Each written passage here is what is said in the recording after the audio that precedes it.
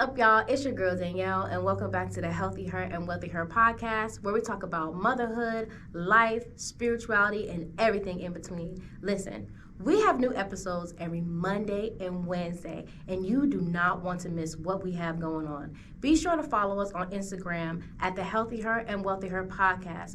Also, make sure you like, comment, and subscribe, and let us know what you want to hear us talk about next. Let's get into the episode. What if I were to tell you that there is a version of yourself that you had to become in order to survive? What if I told you that you were born pure, you were born with a pure heart, with pure intentions, with a purpose on your life, and the things that you experienced in your life began to shape who you are today? When I was in the midst of my healing journey, there was a quote that was given to me in the midst of my meditation time. And I heard God say, "The woman you were before the world shaped you in iniquity is calling for you. It's time to answer her." And I didn't know what that meant, because I was like, Lord, what is iniquity? You know, we hear it in the Bible and we hear other people talk about iniquity, but I didn't know what it was. And so when I looked it up, it actually said unfair treatment, mistreatment. And so essentially what God was saying was that the woman that I was before I was mistreated, before I was violated, before I was neglected, abandoned, ignored, insert a trauma there, was calling for me, and it was time for me to answer her. And I will say from that day on, I made it very clear to myself that whoever that was, I had to find her, because she already existed inside of me, but there were all of these other things that happened to me that made me become somebody else. I had to learn to dim my light in order to be able to function in society, because some people simply just did not like me at my best. And I became a certain version of myself because I was abandoned by people who loved me, because I was neglected by people who were supposed to be caring for me. And it forms this sense of, I wouldn't even say resentment, but it forms somebody who is not you. I want you to think about it like this. You know, you have those certain dolls, right? There are dolls that are dolls that are within dolls, right? And they're typically made out of wood. And you have one big doll, and you have a bunch of little itty tiny dolls that are in between them. And I like to think about trauma kind of that way, where at your youngest, smallest form, you're in your purest form, you're in your strongest form, right? But as you begin to experience things in life, as whether they're good or bad, those experiences add on to you, right? And so if you think about those little dolls, those little wooden dolls, the one that is at the core, which is actually the smallest one, is the most sturdy. It's actually the only one that's not hollow. I don't want anybody to miss that, but the smallest doll in that set is actually the one that is solid wood. And everything else, all the bigger dolls that you see before you get to that small doll, are all hollow. And those represent the experiences that shape you. They're the things that shape your behavior. They're the things that shape your reactions. They're the things that shape how you view the world, but they're hollow. And those are typically the things that other people see first before they see the true, solid you. So after God told me that, I said, well, Lord, how am I supposed to get her back? I don't even remember what it feels like to just be innocent. I don't remember what it feels like to not be afraid that somebody was going to leave me. I don't know what it feels like to feel safe enough to say no, or to have boundaries, or to even just simply just be alone. I didn't know what that looked like. And it was in that moment that I just surrendered. And I said, okay, whoever this girl is, I got to find her. And I was on a quest to figure out who I was and who I was supposed to be in the first place. Because even though I believe that our experiences shape us and really strengthen us, right? When we become the type of person who is consistently negatively impacted by those experiences, we are hollow, because we're not our true selves. We are a person who is impacted by what has happened to us negatively. We're negatively impacted by things that have happened to us. And so as I started on my journey, I realized one of the first things that I had to do was I had to understand what had happened to me. What had happened to me to make me so afraid of losing people? What had happened to me to make me clingy? What had happened to me to make me so defensive and angry and afraid of the world? What had happened to me? Why was I who I was? And that was the hardest part, was taking a look back at what had happened to me, what I had experienced, what I had allowed to happen, and even what I had done to myself, and of course what others had done to me. And I will say that is difficult. When you look in the face of everything that has essentially broken you, or created a version of yourself that you don't even like, you don't even recognize yourself, you can't speak up for yourself. Like, just think about that version of yourself where you're just like, I know this ain't me, I can't stand my life, I'm at my lowest right now and I don't know how to get out of it. And you have to stare in the face of every single thing that has hurt you. It's tough. I'm not going to sit here and say that it's easy, but I will say it's necessary, because just like in life, before you can think about where it is that you want to go, you have to understand where you are and why. It's interesting because when I was in the military, they used to give us a map, right? They taught us land navigation, how to get from one point to another using a map and a compass. And one of the first things that you had to do when you got a map was that you had to orient yourself. And that just means finding where you are on the map, because that's your starting point. Once you found where you were on the map, you had to find your end point, which was your point B or whatever the end point was. And that was where you were going to go. So once you found out where you were and you found out where you were going, where you had to go, you could then see the different paths that you needed to take or that were available for you to take in order to get there. And I look at life and our healing journey the exact same way. If we don't know where we are or how we got there, how can we possibly know where it is that we're going to go? Even if we do know where we're going to go, if we don't know where we're starting from, we don't know what path to take. We don't even know that there's more than 1, 2, 3, 4, 5 different paths that we can take. And so going back to, just really getting to the truth of the matter and asking yourself, what happened to me to get me to where I am today? Why am I in the situation that I'm in? Why is my self-esteem low? We have to ask ourselves those questions. So I know y'all are enjoying today's episode, but we have to get into our sponsor for today. And today our sponsor is Pretty Brown and Poppin', and it is owned by yours truly. Yes, your girl Danielle is a lifestyle transformation strategist, and I help women just like you rediscover their truest, most best versions of themselves. Listen, I created several different workbooks that help you become the best version of yourself and reclaim the woman that you were always supposed to be. Through my own journey, I realized that healing takes a lot of effort, and a lot of it is guessing. What am I supposed to be doing? What am I supposed to be changing? What am I supposed to be addressing? Why is this an issue? And I have created several different workbooks like the Becoming Her Again workbook to take the guesswork out of it. Listen, this is a powerful workbook. I created a 5-step process that is going to help you reclaim yourself and never lose her again.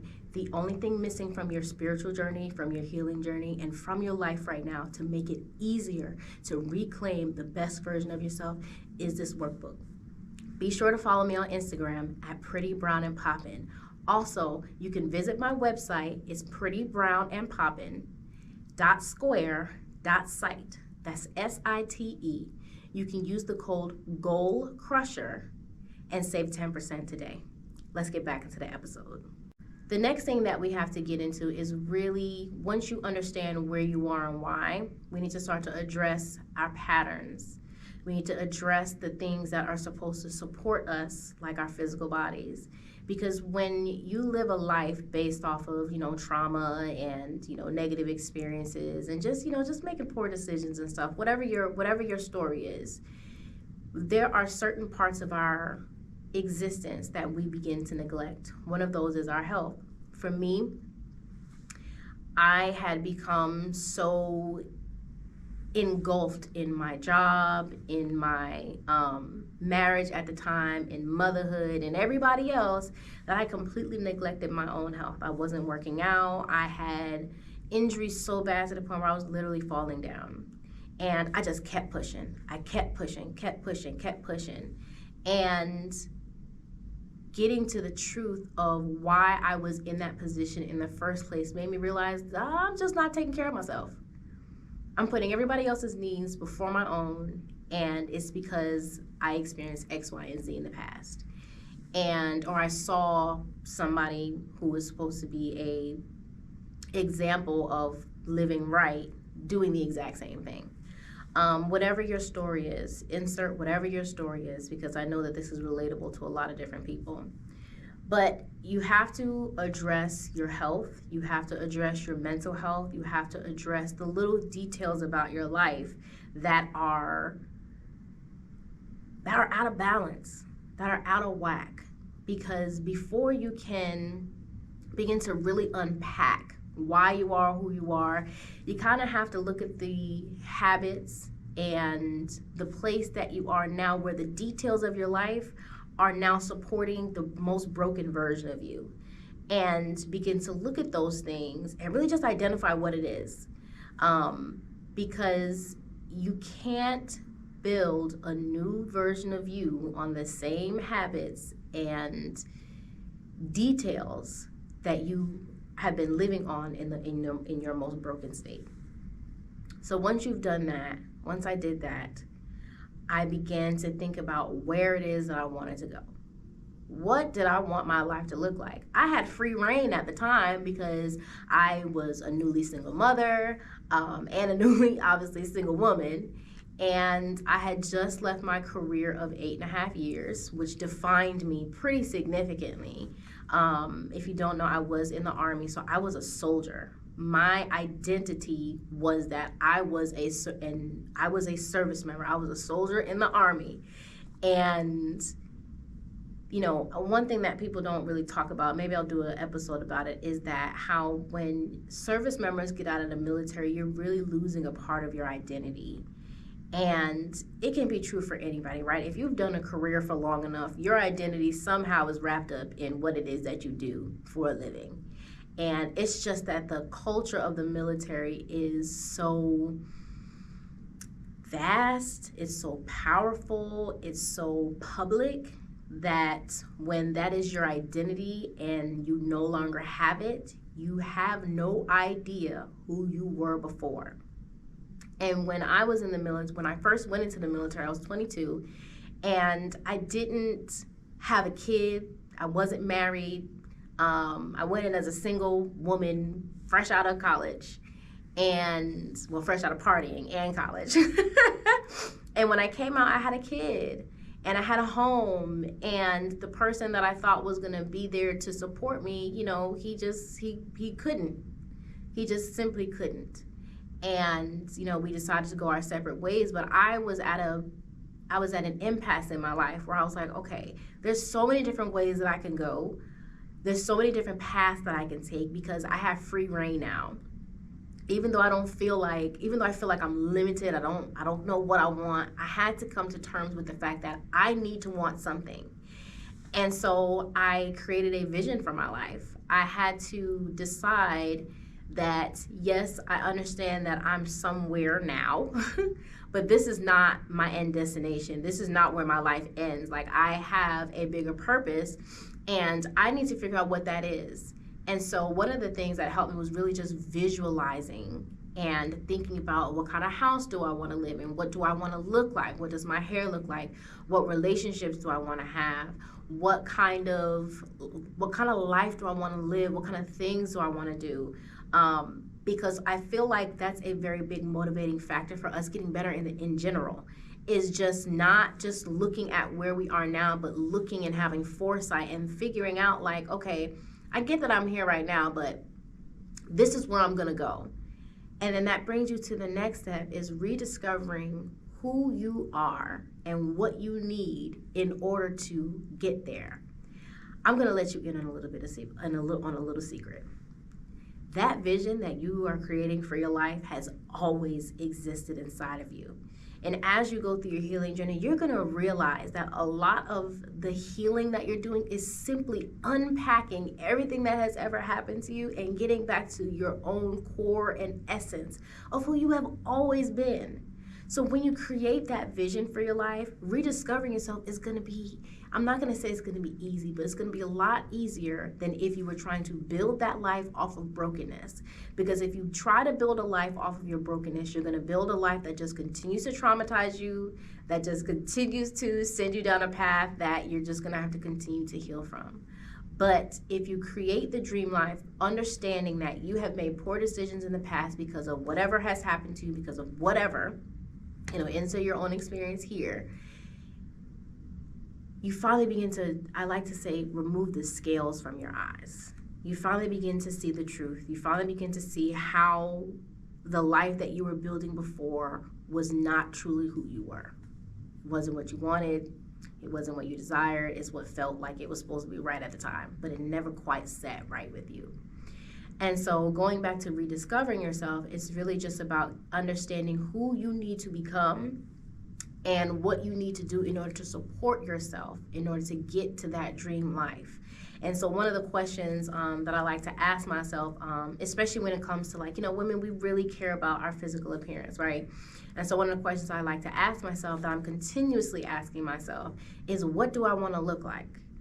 How do I want to present myself? How do I want people to view me? Because I can't control how people view me, but I can control how I present myself to the world. And so, and it goes a lot deeper than just, vanity and what's on the outside. But obviously what's on the outside is typically what's on the inside. And especially if you're a true woman who is really on a journey to becoming her better version of herself, you gonna wear it on your sleeve whether you know it or not. And so once you get to the core of what it is that you need to create that life that you want, now it's time to build some better habits. And I tell you, this is the part that I sometimes still struggle with, because not all of our habits are bad. I don't like to use the word bad.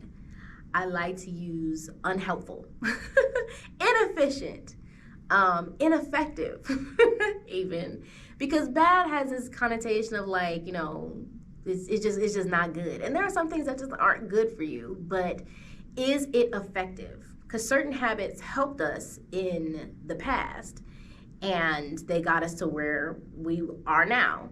But when we think about habits that are going to support us and habits that are going to be helpful, that's really what building better habits is about. It's about figuring out what has worked, what hasn't worked, and what we can adjust. And that's where you create a real plan of action for what you know needs to happen in order for you to become the woman that gets the life that you want. I know you're like, Danielle, this is a lot. I know. Trust me, I went through it with no guidance. The only guidance I had was the guidance of the Holy Spirit and the Lord, honey, and some really great YouTube videos and some friends that I was able to trauma bond with and trauma dump on, and they were able to trauma dump on me. But what if I told you that you didn't have to do that?